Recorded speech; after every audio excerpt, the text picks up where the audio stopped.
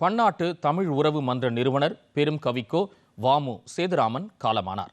அவருக்கு வயது 90.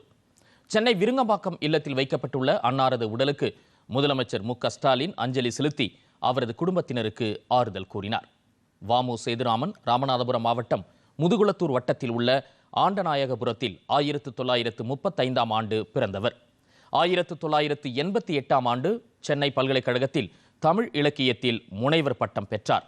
திருவல்லிக்கேணி முஸ்லிம் உயர்நிலைப் பள்ளியில் தமிழ் ஆசிரியராக பணியாற்றிய அவர் தமிழ் பணி என்ற பெயரில் சிறு பத்திரிகையை தொடங்கி தனது இறுதி காலம் வரை நடத்தி வந்தார்.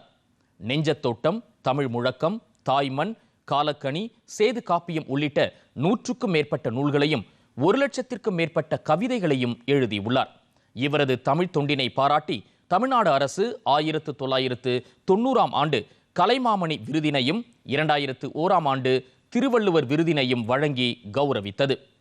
மூத்த தமிழறிஞர் வாமு சேதுராமன் மறைவு தமிழருக்கு பேரிழப்பு என மதிமுக பொதுச் செயலாளர் வைகோ இரங்கல் தெரிவித்துள்ளார்.